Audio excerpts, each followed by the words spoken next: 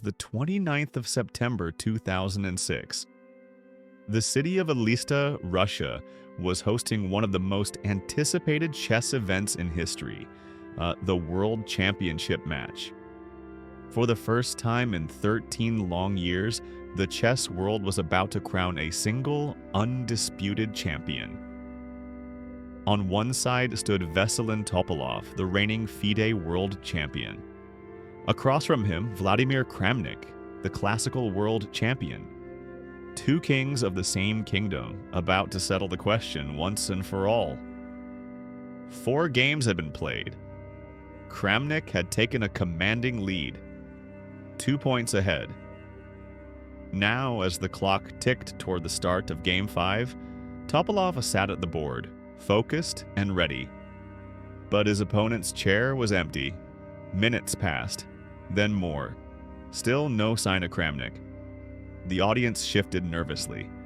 Commentators speculated, whispers spread, something was wrong. FIDE officials gathered, arbiters huddled. The start time was delayed, yet the seat across from Topalov remained vacant. 1 hour passed. Finally, the unthinkable happened. The game was called off.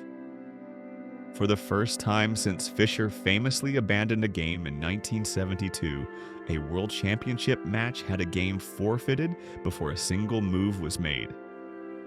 What had happened? Why did Kramnik refuse to appear? The answer would ignite one of the most bizarre and unusual chapters in chess history, the infamous Toiletgate. A saga of accusations, mistrust, and behind-the-scenes power, plays that shook the chess world to its core.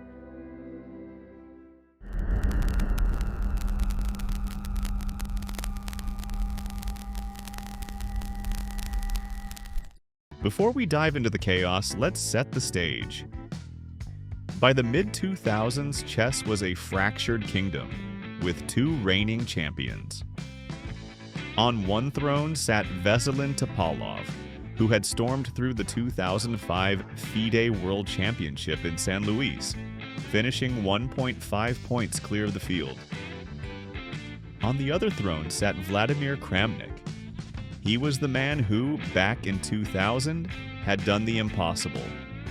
Dethroned Garry Kasparov, the seemingly invincible giant of chess. For years, the chess world dreamed of unification. Negotiations started in 2005, but quickly broke down. Yet the pressure mounted. FIDE was desperate to heal the split that had divided the game for over a decade. Finally, in 2006, the announcement came: a title unification match. The stakes were $1 million prize fund, to be split equally no matter the outcome. A 12-game classical duel with rapid tiebreaks if necessary. By then, Kramnik and Topalov already had a long rivalry. 39 games played, with Kramnik leading 10-5. The numbers favored the Kramnik, but Topalov had the momentum with his brilliant form in 2005. The stage was set, and what followed would not only decide a champion, but also explode into one of the most dramatic controversies the chess world had ever seen.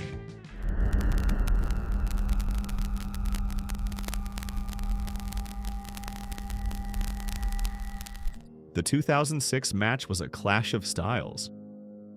Vladimir Kramnik was calm, disciplined, methodical.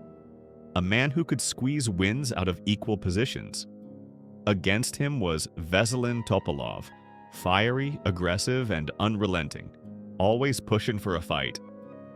The battle began with a bang. Kramnik won the first 2 games, yet both were anything but smooth. Topalov had real winning chances, but each time Kramnik's nerves of steel carried him through. But after Game 2, something unusual caught the attention of Topalov and his manager, Silvio Danilov. They noticed that Kramnik was leaving the board far too often. Every few moves, he would vanish, heading straight to the private bathroom connected to his rest area. Important detail. Each player had separate restrooms and toilets, away from cameras. Suspicion grew. Topalov's camp whispered of foul play, perhaps computer assistance, perhaps secret signals. They raised their concerns with FIDE, arguing that checks were lax and outsiders were seen entering the players' areas. Games 3 and 4 ended in draws. But on 28th September, after Game 4, Topalov's team released a bombshell statement based on their review of restroom video recordings. After each move, Mr. Kramnik immediately heads to the restroom and then to the bathroom. During every game, he visited the relaxation room 25 times on average and the bathroom over 50 times, the only place without surveillance. Unlike Mr. Kramnik, the world champion Topalov spends his time mainly at the board. They argue that in a normal game, a player might use the bathroom 5 to 10 times at most. Kramnik's alleged 50 trips, they said, suggested something sinister. Their demands were radical: abolish the private restrooms and bathrooms. If a player must go, he should use the public bathroom under escort from an arbiter. Release all restroom videotapes to the press for verification. They even threatened that Topalov would withdraw if nothing changed by the next morning.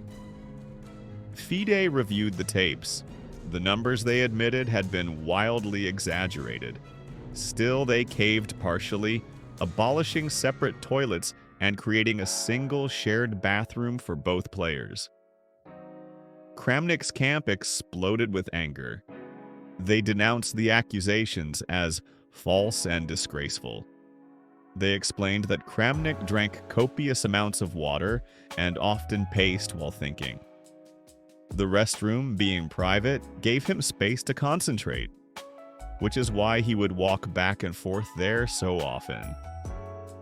To them, stripping away the agreed conditions was an outrage. Kramnik refused to accept the ruling. His team demanded that FIDE reverse its decision and appoint a new appeals committee. If not, he would forfeit. When Game 5 rolled around, the threat became reality. Kramnik never appeared at the board. His clock ticked for an hour and he was declared forfeit. Suddenly, the score narrowed and the match descended into chaos. Most of the chess world sided with Kramnik, seeing Topalov's actions as an act of desperation. The scandal now had a name: Toiletgate. FIDE President Kirsan Ilyumzhinov himself flew to Elista. After tense negotiations, a compromise emerged. Private restrooms were restored, but Kramnik's Game 5 forfeit would stand. Neither side was satisfied, but the match crawled forward. Kramnik warned that if the forfeited game decided the outcome, he would sue everyone involved. The paranoia only deepened. Days later, security teams stormed the venue, scanning walls and bathrooms. In Kramnik's restroom, they discovered a mysterious cable by the ceiling. Nothing was ever proven, but the shadow of suspicion lingered. And yet, through all this drama, the match itself remained alive. By Game 9, Topalov had pulled ahead by a full point. But Kramnik struck back in style, winning Game 10 and leveling the score. The classical portion ended tied. The championship would be decided by rapid tiebreaks. And there, Kramnik showed his champion's mettle, prevailing over Topalov and finally becoming the unified, undisputed world chess champion.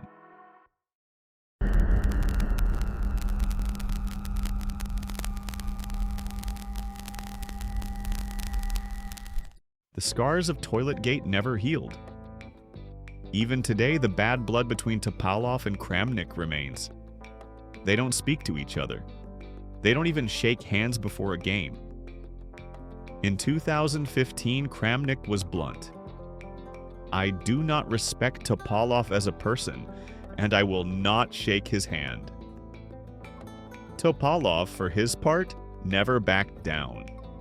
As early as December 2006, he publicly declared that Kramnik had indeed cheated during the match, citing that Kramnik's Game 2 win had 87% Fritz engine accuracy. He even claimed he felt unsafe in Elista, surrounded by Kramnik's Russian supporters. Kramnik hit back, coolly pointing out that his own San Luis 2005 performance had even higher accuracy, rendering the accusations meaningless. The chess world, however, had largely chosen its side. Legends like Karpov, Spassky, Korchnoi, and Susan Polgar rallied behind Kramnik, dismissing Topalov's claims as baseless. History, meanwhile, moved on. In 2007, Viswanathan Anand ascended as world champion, defeating Kramnik in 2008 and Topalov in 2010. Ironically, Anand revealed that in his match, it was Kramnik himself who stepped forward to help him prepare. Proof that their rivalry had grown into something deeper than titles. It was personal. Today, both men are effectively retired, their glory days behind them. Yet the shadow of Toiletgate lingers. In a twist of fate, Kramnik has almost taken on Topalov's old role, loudly accusing modern players like Hikaru Nakamura, David Navarra, and Daniel Naroditsky of potential cheating. It seems fitting then that the scandal born in Elista never truly died. Because if Toiletgate taught us anything, it's this. Chess is not just a battle of moves on the board. It is a battle of trust, reputation, and human frailty. And the ghost of cheating will never fully leave the game.